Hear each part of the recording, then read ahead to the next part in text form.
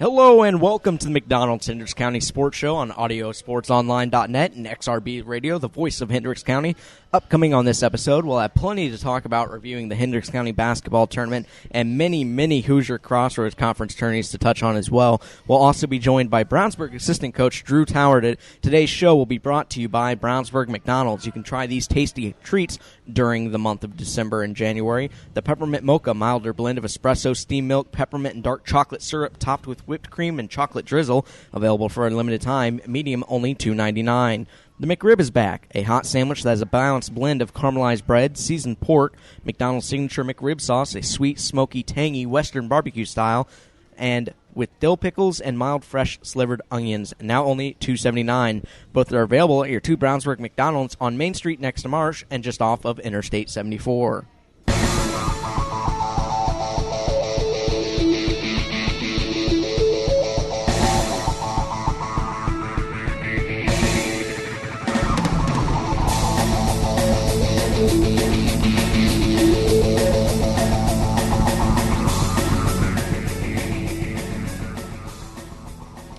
Today is Wednesday, January 15th, from the Main Street McDonald's in Brownsburg. This is the Hendricks County Sports Show. I'm your host, JP Sinclair, and I'm joined for the first time by Brownsburg basketball assistant coach Drew Tower. Excited for your first time joining us? Absolutely. Thanks. I'm glad to be here. So tell us a little bit. I know we talked about it before the show, but tell us a little bit about yourself and your not just your coaching history, but your playing history here in the Hoosier Nation, if you will. Well, I was fortunate enough to grow up in Newcastle, Indiana, which at that time in the North Central Conference, kind of the hotbed of basketball, and was very fortunate to play for an outstanding coach in Steve Bennett. Has a great reputation around the state, was able to learn from him, and then I moved on and had the great opportunity to play at Taylor University in Upland. And it's an NAIA school, and it's small college basketball, and they play in a great league, in the Crossroads League. And, again, was fortunate enough to play for a Hall of Fame coach, Paul Patterson, who was there for 34 years. And from there, played for 4 years and graduated and was able to coach for Coach Patterson for 2 years, and actually his last 2 years as he retired last year. But I've just been able to be around really good people who know the game. They're great teachers, they're great coaches, but they're even better people.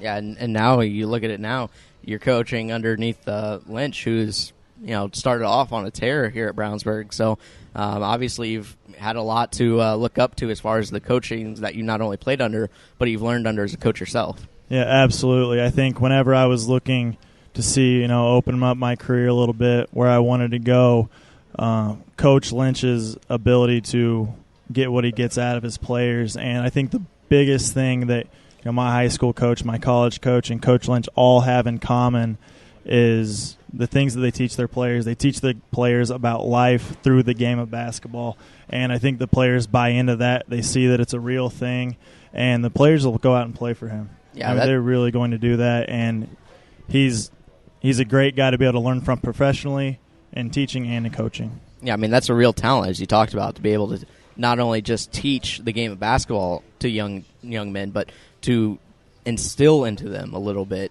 more of life lessons through the game. That's definitely a rare talent, and it seems like you've had a nice background with that. So when it comes to when did you decide that you wanted to try and move your career, decided you want to be a teacher/coach, and what made you make that decision? I think just looking at the situation that I was in with Coach Patterson retiring, and just thinking back on all the impact that my coaches have had on me, what they've been able to teach me, hopefully that, it's kind of exponential learning. What they've taught me, I can teach others. And, again, like with the opportunity that I had at Brownsburg, great community, they have a great administration, and then just the opportunity to work for Coach Lynch, it's hard to pass it up. Yeah, I can understand that one. So, but let's go ahead and get right into it when it comes to the team that you coach with. And when we first spoke on the show, the team's only loss was to number 1 ranked Carmel. Here we are so many weeks later, halfway through the season, the team's lone loss on the year is still to number 1 ranked Carmel. So, I mean, that has to be a great feeling, not just for you, but the team as a whole. Yeah, absolutely. I think looking at the first half of our season, it's pretty strong. You've got Pike, you've got Ben Davis, you've got Carmel, you've got Southport, Avon, all of these Avon teams twice that now. Yeah, absolutely, and they've been tough. And I think our guys have done a great job of buying into what we've asked them to do. You know, every single game hasn't been pretty. I think we've had to fight through some things, but they've shown resiliency, they've faced adversity, and they've got the job done. And I think each time they get the job done, they've been growing together. Yeah, and the last time we actually talked on the show was right after that victory over Pike. But, you know, a lot of games have happened since then, including the Hendricks County tournament. You know, once you once again had to square off with rival Avon, he talked about how competitive they are. You know, I had the opportunity to see the first game. I did miss the second game in the finals, but based on what I've read and seen, that was still a really tough game. And you guys really had to wait to pull away in that one. Yeah, you know, in the Avon game, it's a Hendricks County championship. It's your rival school, and we couldn't be more proud of the way our guys came out and competed on the floor. I think they gave the community something to be proud of, and you know what? We haven't won a county championship for a few years now. It was 2008, the state championship team. Last time it was when Gordon Hayward played for the Butler Bulldogs with Julian Muvinga. That was a little bit ago that they won the state championship that year. So you got to be feeling pretty special about that. Hey, right now we're happy to be where we're at, and we're just going to take it one game at a time. KJ Walton really struggled in that first matchup against Avon. He really didn't have it going, particularly from the offensive end. But in this one, he was on a real tear. I mean, he tallied a game-high 19 points, had 4 rebounds, 4 steals, a block, and an assist. How did you feel about his performance in this one, having already played against Avon once already? You know, we looked at some film. We looked at ways that KJ can get open. He can get more space. We've had coaches working with him individually. So from the first Avon game to the second Avon game, KJ's just improved his game, and he's kind of seen the floor a little bit better. But there's some things you just can't teach KJ. I think he does a great job of letting the game come to him a little bit. He doesn't necessarily force things. So if he has 4 or 6 points against Avon the first time, his teammates are stepping up and they're getting great shots. KJ had opportunities against Avon on Monday night. He took them, and he's a pretty good offensive player, so he got the job done. He's pretty instinctive then as well. Having that ability to know when he needs to try and let the game come to him, maybe try and force the issue a little bit here and there on either end of the floor. But, overall, you know, KJ has grown a lot thus far this year and continues to grow each game. Yeah, absolutely. And I think all of the guys have done a really good job of knowing what their role is on the team and then really executing their role really well. Obviously, we need KJ Walton to score the basketball, but he's not the only one that's going to score the basketball. He picks his spots really well, and he's able to do that with the team. Junior Darian Ringo also had a very strong showing in this one. He scored 13 points, he had 2 rebounds, 5 assists, and most impressively came on the defensive end was the 8 steals. However, he did have a little bit of trouble handling the ball. He had a very high rate when it came to turnovers. How did you feel about his game overall? Darian played great. I think everyone feeds off of Darian's energy. You know what? They bring the ball up the floor, Darian's there. He's quick, he's the most athletic guard, and he can move laterally better than any guard I've seen in a long time. I think his turnovers are going to come with just our style of play. He gets a steal, he's going to push up the floor. We want the advantage. But he's been great, absolutely great. I think his energy is contagious. I think the guys all feed off of it. And it's a huge reason why our defense has been so effective thus far this season. When you look at a guy like you just described, a high-energy player, particularly one that has the ability, like he does, to bring the ball up the floor very, very quickly, even grab a defensive rebound and push it up himself, almost like I'm a Pacer fan, so I want to say a Lance Stevenson type, but he has that type of ability to be able to get out in the open court and create secondary breaks a lot. I mean, if what you watch the team, he has that ability every single night, and that really gets the other team, the other players on this team going. Yeah, absolutely, and I think the one thing, he can get the ball up the floor. He's great at seeing the floor, getting it out in transition, but he's also been so much better at picking our spots. If we don't have something, we don't force a bad shot. We're going to get into our offense, and we're going to get a great shot for our team, and he's really bought into that concept. The team as a whole has really done a nice job in that game, particularly in the second quarter. They limited Avon to only 6 points. Was there any particular point following the first quarter when Coach Lynch, kind of inspired the guys to ratchet up a little bit defensively in that second? Yeah, I think we always try and challenge the guys. Coach is absolutely always trying to get more out of them. We don't ever want them to be satisfied. But again, I think they feed off each other's energy, especially like fourth quarter, third quarter. Kyle Thompson, one of our seniors, always says, you kind of just look at your teammates and it's time to get down and get stopped. So it's been a collective effort. I think, we finish possessions well later in the game, and we just get out. We get after the basketball.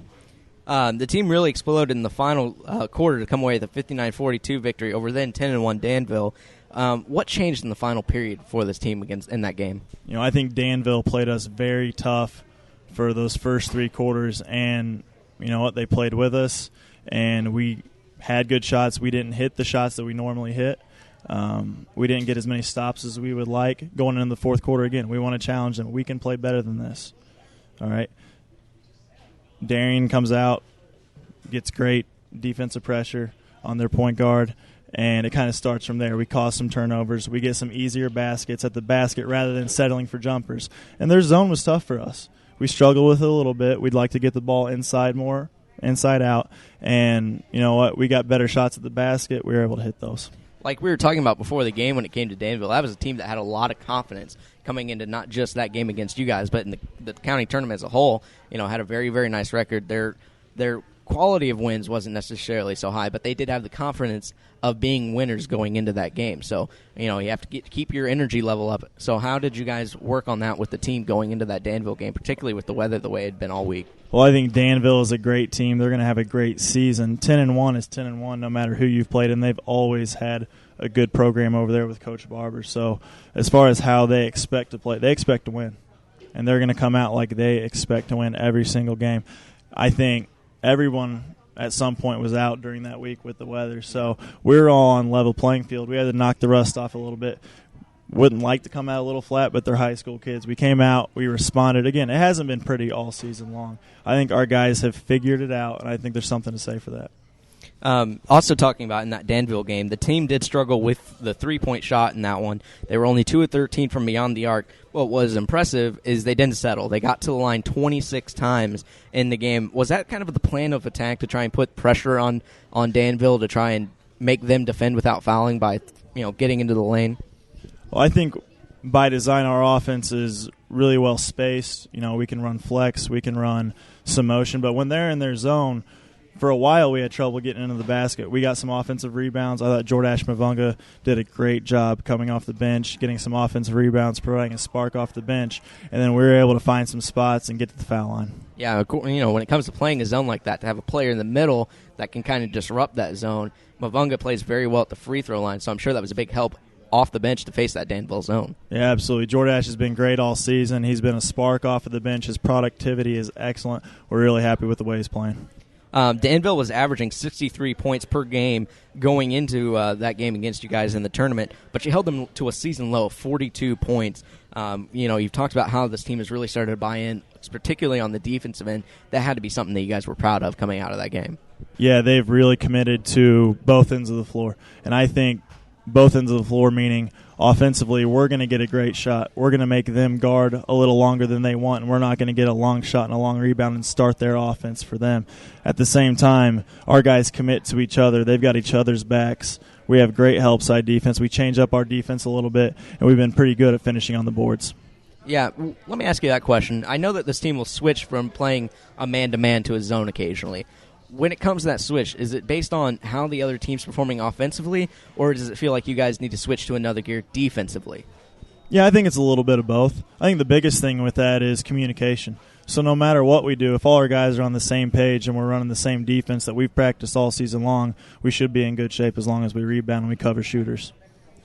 Expectations are starting to arise for this team. You're now third in the state when it comes to rankings. How much of that can be attributed to the way that the team as a whole has bought into that defensive style? I think it's so much of it, and we wouldn't have expected this with just having the guys for the short amount of time that we've had, but they've done such a good job of buying into the program. And, Coach Lynch's style, there's a way that we're going to play, and a lot of it's going to be collective toughness. We want to be the tougher team on the floor. We want to go out. We want to guard you really hard no matter how long the possession is, and we want to finish on the boards, and we're going to go get a great shot. And I think the guys have just done a great job of buying into that. Do you feel, and I know this is coming from, you played at collegiate level, you've coached at the collegiate level, when it comes to playing at the high school level where there's necessarily no shot clock, do you find that defensive intensity does sometimes wane a little bit just because there's no pressure on the offensive team to execute as much? Oh, sure. Especially, teams go possession. You get a Carmel that will go 45, 60 seconds possession. You have to sustain that. And I think the longer you sustain that, it can do one or two things. Defense can either wane down, or they can provide you energy because you keep guarding, you keep fighting the fight, and our guys have really done that pretty well. Let's go and talk about the next team that's coming up on the schedule. It doesn't get any easier. Now you have to face 7th-ranked Hamilton Southeastern. They're 10-2 on the year, and what's most impressive about them is their offensive game. So this is really going to be a very interesting defensive battle against an offensive team in Hamilton Southeastern who averages close to 75 points per. Yeah, great program in Hamilton Southeastern, one of the state's best premier programs over the past 5 or 6 years. They're really going to run the floor hard. They've got offensive players, they've got good seniors, they've got good juniors, and they've got a good freshman in Zach Gunn. They're going to push the ball hard, and they've got kids that can shoot the basketball. One thing that they will do is create a pretty frantic pace and try and create a faster tempo game, getting the ball up the floor and getting easy shots for themselves. So when it comes to, you see that other team trying to ratchet up the tempo, and you have to really stick to your guns about how you want to play, particularly in the half-court set.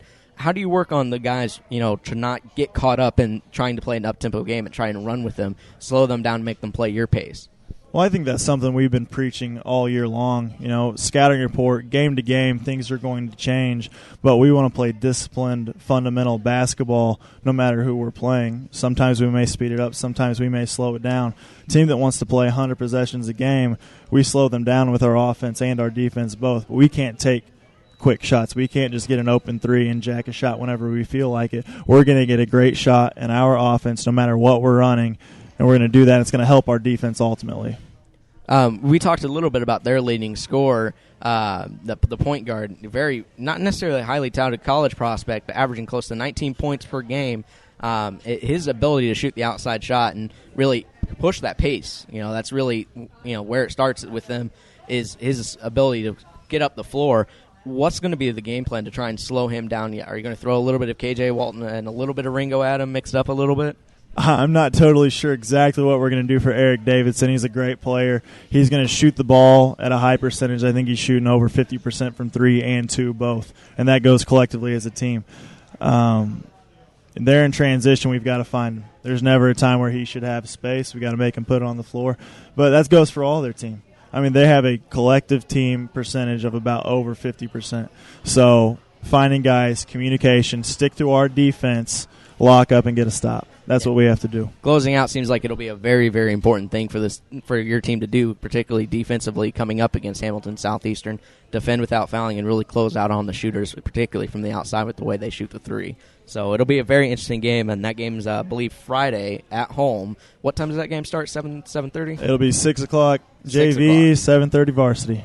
So that should be a good one. Well, you have anything else you want to share with us today, Coach? No, absolutely not. Thanks for having me on, guys. Okay. Appreciate it it was great having you on. Well, definitely hope to see you again sometime. We wish you luck going forward with the season, particularly, like we said, against this very tough Hamilton Southeastern team coming in. We're going to take a quick break, and when we come back, we'll talk more about the Hendricks County Tournament, and we'll also take a look around the county at some of the results here in the winter portion of the schedule. You're listening to the McDonald's Hendricks County Sports Show on audiosportsonline.net.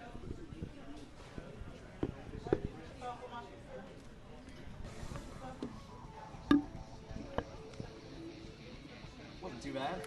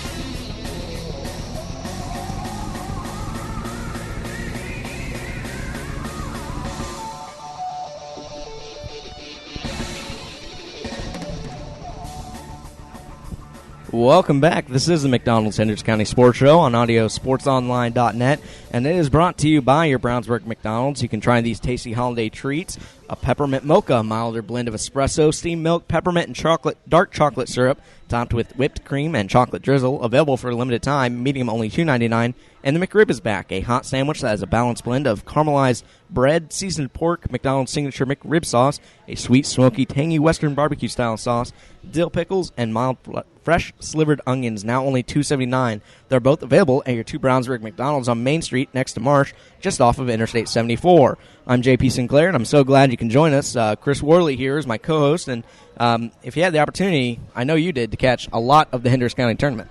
Yeah, that was a great tournament. Of course, Brownsburg champions, as you guys have discussed, but good competition. And, Tri-West, that was a nice facility. They did a good job of hosting this tournament.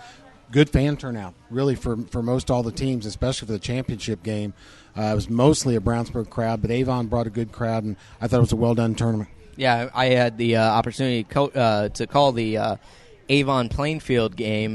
That was my second time seeing those two teams face off, and that was another game that Avon really dominated to try and reach Brownsburg in that final game. So it was definitely a very, very interesting game. It was my first time partaking really in the Hendricks County tournament, and with the way the weather kind of threw everybody for a loop when it came to getting that tournament underway.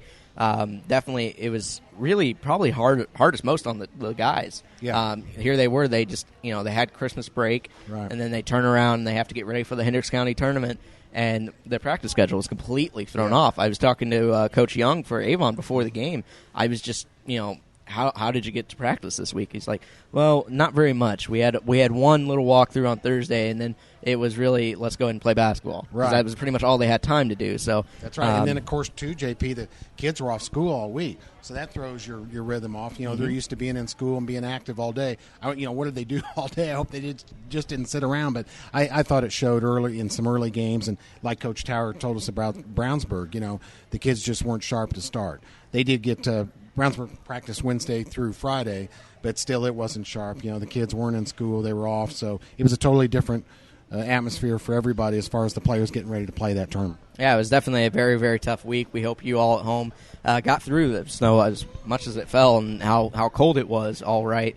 Definitely, that's more important than basketball. Yeah. But at the same time, we're glad that the tournament was able to get underway. And when we take a look at the results from that tournament, we talked about it with Coach. Brownsburg, last time they won this tournament, won the state title. So they got to be feeling pretty good about that. I was surprised it was that long ago, but that just shows, it's been competitive. It's usually Avon or Brownsburg. Plainfield's had some good results. Danville is always tough, like Coach Tower said with, Coach Barber. So I know Brownsburg's glad to win that. I was kind of surprised the reaction of the team when they won that. That was really special. Those kids, just hold up that trophy afterwards.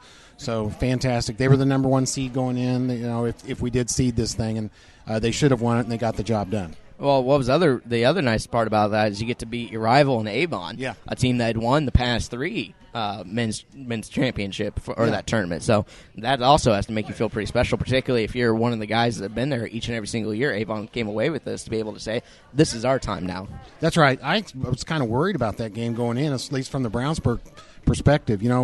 Avon wasn't going to be shocked by how strong Brownsburg's defense is. They've already faced it. So I thought they may have some more adjustments. But, we saw some good showings from Avon, too. I know they were glad to get from the championship game.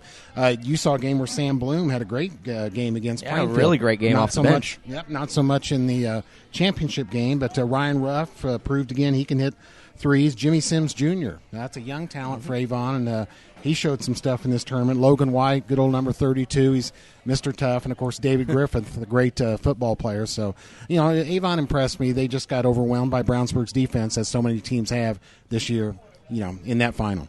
Well, let's go ahead and take a look at some of the results, not just from that tournament, but winter sports in general. And we'll start with Brownsburg like we always do. We have already talked about the men's basketball team in length. So, I'm just going to say this. They've been rolling.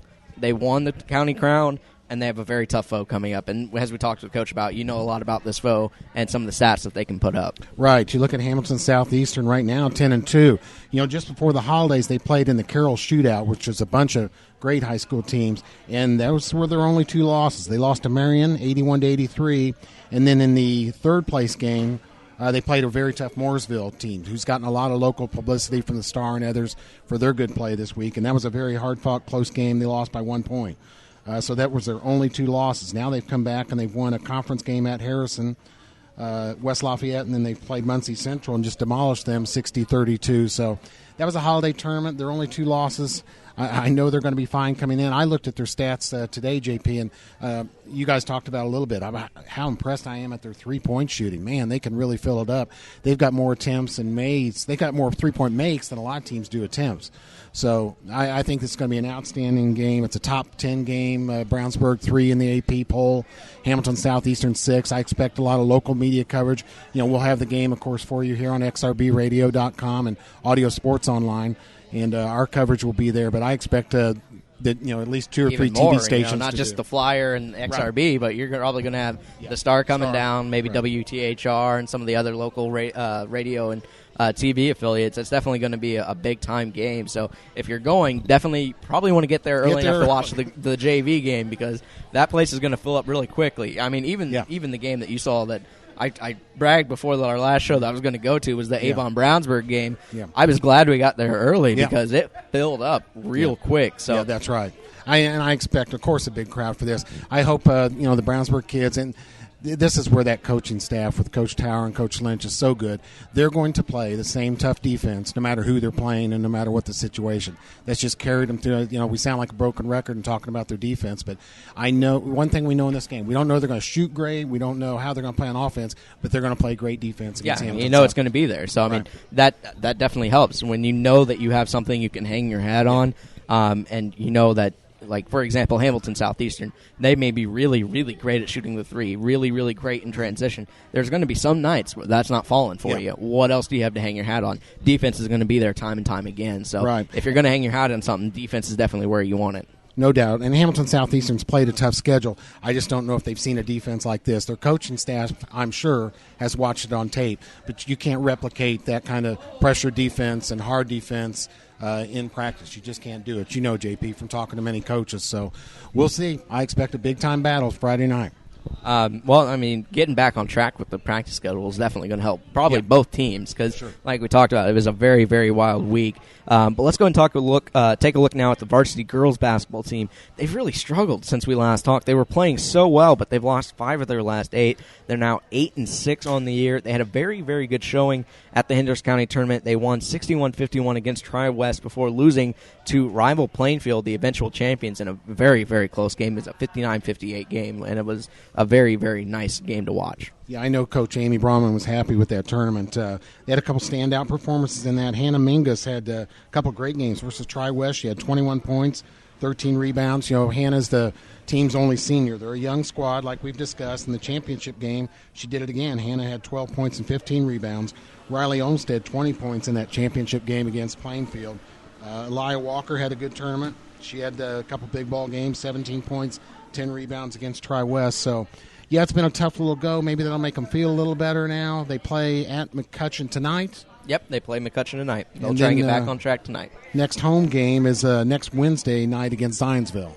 Yeah, and that game against McCutcheon is at McCutcheon. But you talked about freshman Riley Olmstead. That was who I was particularly impressed with in that game. It was a very low-scoring game. To score 20 points of your team's 58, that's a very, very high number. And to do that as a freshman in the first big county tournament you've ever really played in, that's a very, very nice thing to have going forward.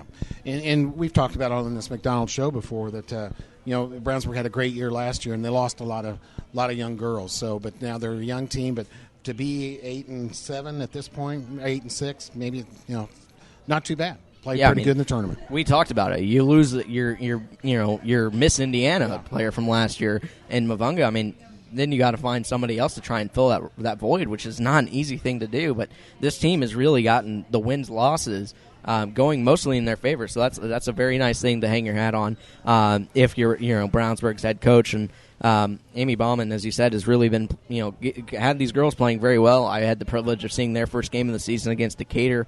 That was a very, very nice win for them. So overall, they're still playing very, very good basketball. It's just the record's not necessarily showing it now as much as it was earlier in the season. But I'm sure with McCutcheon, they'll try and get back on track here tonight. Right. We talked about the Brownsburg wrestling team at nauseum. As we were very, very impressed with the way they played, mostly pretty much all this year, but they did compete in the big dog duels in Ohio this past weekend. There was 21 teams. The Bulldogs placed second as a team. Wow. So anytime you go to an out-of-state tournament like that, that's big-time competition. That's a very, very nice thing to bring back in second place in a 21-team field. Sure. Yeah, I know Coach Snyder got to be happy with that. We got to get him on this show. He's doing a fantastic job for Brownsburg Wrestling there. And as you mentioned here, Stone Nice was undefeated in that tournament. Zach Rumslag did a good job also. So Brownsburg Wrestling, really good. I did look at some state rankings today. I didn't see him. Avon's ranked. I was kind of surprised at that, but I did not see Brownsburg in the state rankings.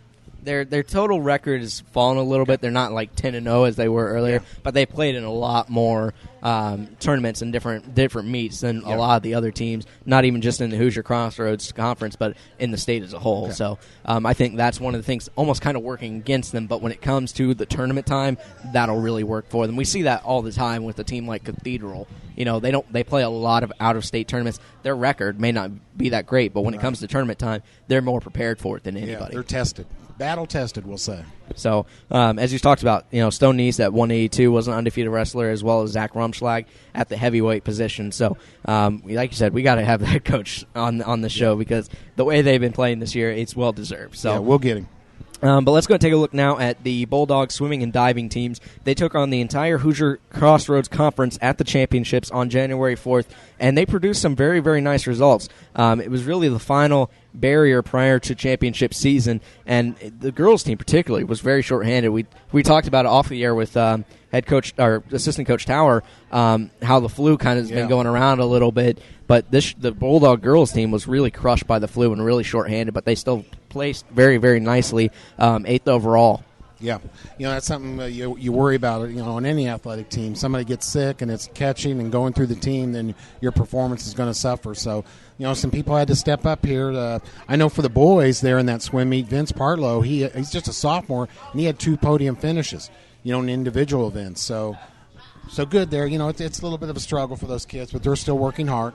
Yeah, and you talked about it. I mean, the boys had to face against some very, very nice competition in Noblesville, Westfield, Zionsville, and they eventually settled in 5th place. So it was still a very, very nice showing in the HCC championships. So may not have got the first overall record, but when you look particularly how shorthanded the girls team was, it was still a very nice showing for them. Right. Let's like Carmel program for swimming and diving's not in the HCC. They're always number 1. I looked at that today. Boys and girls, they're on top and everything. So yeah, well, Carmel's a very. Let's just leave it at that. Okay. I went to Broderpool, so me and Carmel necessarily don't get along very well. So let's go ahead and take a look now at Plainfield High School. In boys basketball, the Plainfield Quakers dropped to 1-7 on the year. They lost to eventual second-place finisher in Avon in their second round of the Hendricks County tournament after a first-round bye. They then proceeded to get walloped by Danville for third place on Monday night. So it was a very, very tough showing for the Plainfield Quakers as they still continue to struggle this season. Yeah. I got to see him a couple games in that tournament. I know you've talked about him, but, I expected a little more out of Max Kurkowski in that afternoon game that you did, but he was held to only 2 points against Avon. So he's young, and we got to realize that. He's just a sophomore. And then I thought Nathan Mills, you can see he's a good athlete. He looks good as a freshman, so I think future looks a little better for Plainfield. This year is going to be a big-time struggle. Yeah, I mean, when you look at their graduating seniors, they have Mayberry, who's a starter who will be graduating, but they have some very nice players off the bench that are guards. Nichols, for example, played very, very well, and his roles continue to increase as the season's gone along for them. But as you said, Max Kurkowski and Nathan Mills is going to be a very, very nice 1-2 punch because Nathan Mills is very, very nice down on the low block. He has a very, very nice spin-around, turnaround jumper. Kurkowski, despite his height, is kind of a very, very nice, almost stretch 3 because he plays a 3 rather than a 4, but he can hit at that outside shot from the 3. And I noticed height. That. Yeah, so. he plays a lot on the perimeter. And, both those guys have good size. And, that's what you want, of course, in basketball. And Nathan Mills, his body's just going to get bigger and stronger. Same with Max. Well, my body continues to get bigger. I don't know about the stronger part of it. But I thought who had a good tournament for Plainfield was Bobby Jensen. Coming off, he did a lot. He's a big guy. Him and White have battled through the years, to say the least, between those two schools. I thought Bobby did a good job in this tournament. So Jensen, as you talked about, he was really they're pretty much a lone effort. Yeah. They were having so much trouble against Avon when it came to rebounding the basketball defensively. White was just having a field day. So that's one of the things that they've continually struggled with. Let's go and talk as you talked about, we talked about Nathan Mills and Max Kurkowski. The men's team will be back in action Friday against Greenfield Central, who is 1-10 on the season. Chance to get a win. That'll be a good chance to get another win for them. Their only other win on the year came against Whiteland, so a good opportunity to try and take Johnson County to task a little bit. Right, there you go. Good. The girls' team is now 10-4 for Plainfield on the year, and they proved that they had what it takes to win on a tournament stage, as they were victorious in the Hendricks County tournament, defeating Danville 78-74, and then they followed up with a 59-58 victory against Brownsburg in the tournament final. So a very, very nice showing for these ladies. Yeah, they had to be happy, and I'm glad for Plainfield High School to come through and get a championship trophy in that tournament. So girls' team outstanding in that tournament. Yeah, I feel bad because I haven't really had a chance to see much of them this year. I wish I would have seen a little bit more of them during the tournament, but I have seen a little bit going to some of the games to cover the men's team. You see a little bit of the girls' action, and they look pretty impressive. Even some of the people that don't necessarily get the game time coming off the bench, they're a very, very deep team. So they have a very good chance to make some noise when it comes to this tournament season. So they face off against Terre Haute North Vigo Friday at 7:30. Got to make sure you say that right. Okay, right.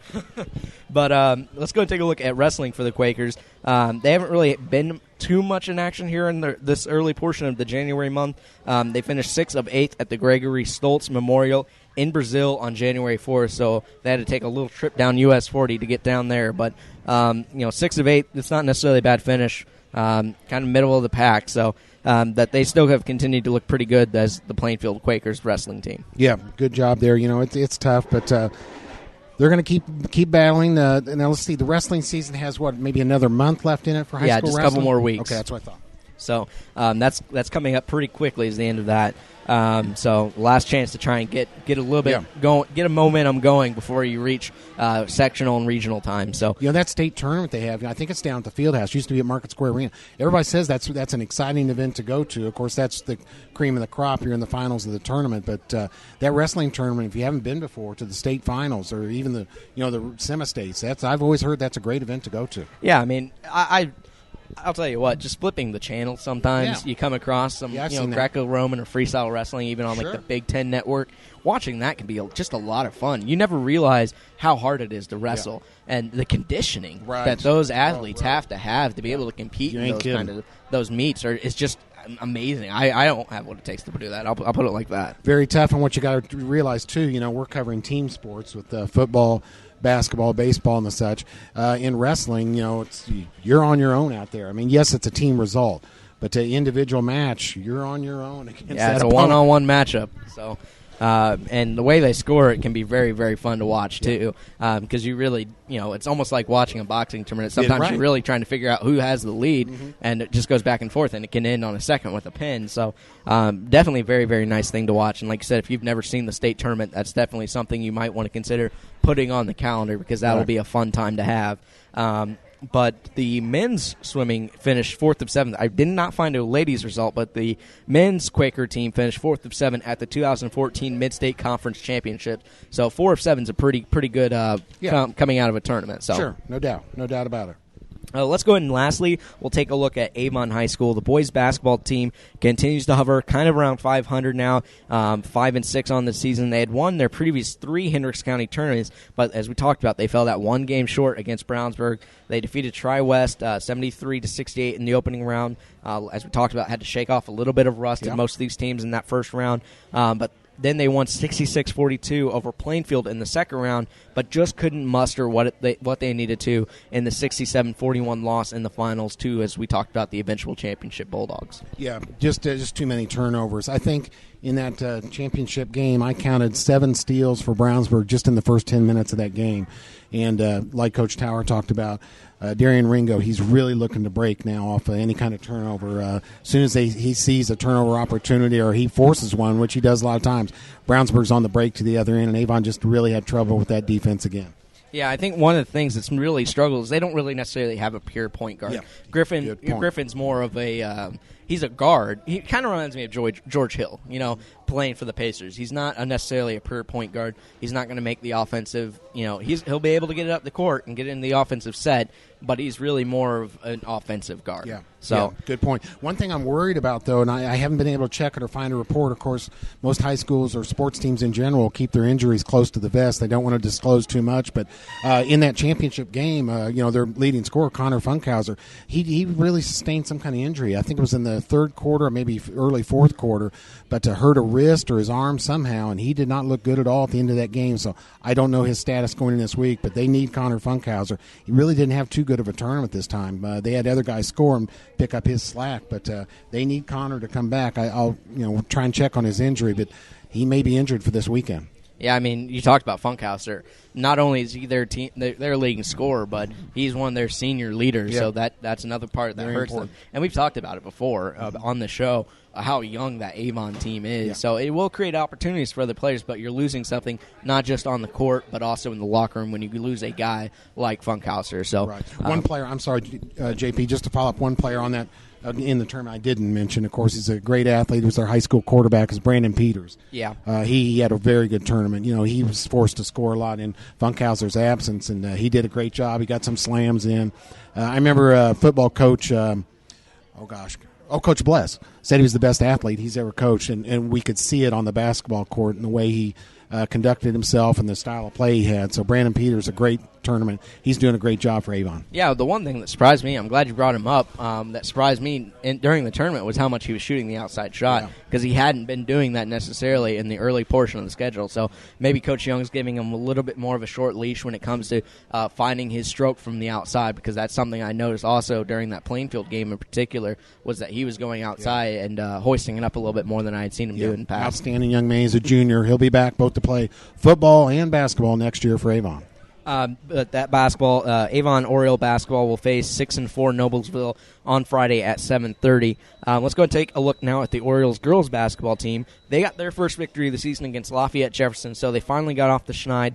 It was a 54-36 victory back on December 21st, but they were first round out to Cascade in the Hendricks County tournament, losing 55-47. But still, you finally got that one win. A little bit of the pressure is off. Yeah. And we've talked about how they've struggled this year, but Lexi Short continues to be a very, very nice bright spot for them. Yeah, you got to keep battling, keep fighting.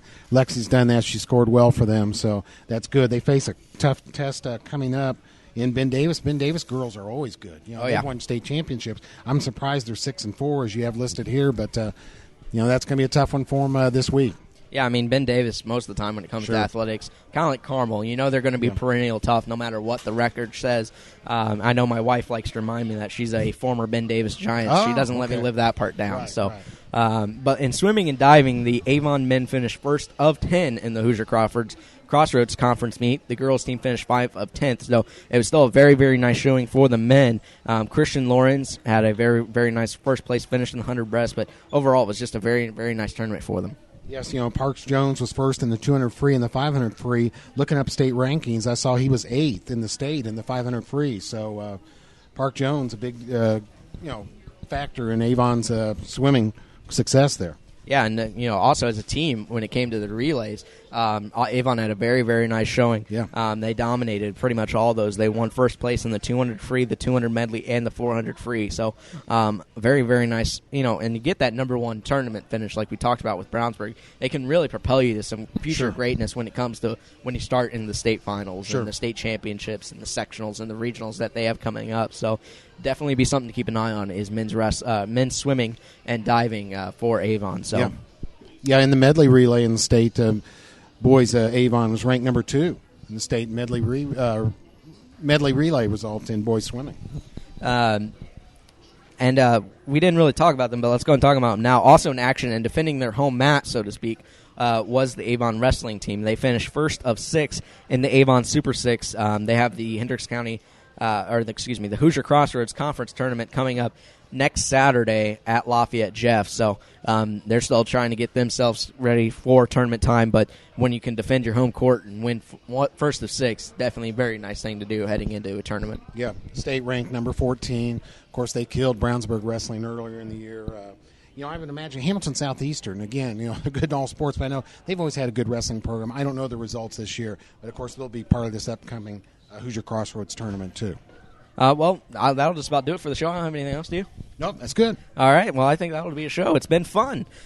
We continue to try and get better at this show. I promise. I'm not trying to be a complete bore over here as I continue to learn the ropes of hosting this show. But the McDonald's Hendricks County Sports Show, I should say, was written by me, JP Sinclair, and produced and distributed by AudioSportsOnline.net. Some of the music provided tonight from Mevio's Music Alley. You can check them out at music.mevio.com. Special thanks to Brownsburg High School boys basketball assistant coach Drew Tower for joining us during today's show. Our next show will be at the Avon State Route 267 location. That's over by the Kroger if you don't know exactly where that's at. We'd love to see you out there for that show. You can send us any feedback. If you have questions or comments you would like to hear talked about on the show, we'll look it up. We'll do the research. We'll go to the games. Just send that our way. You can send that to jp.sinclair1988@gmail.com. That's jp.sinclair1988@gmail.com. And you can follow me on Twitter at SinclairJP.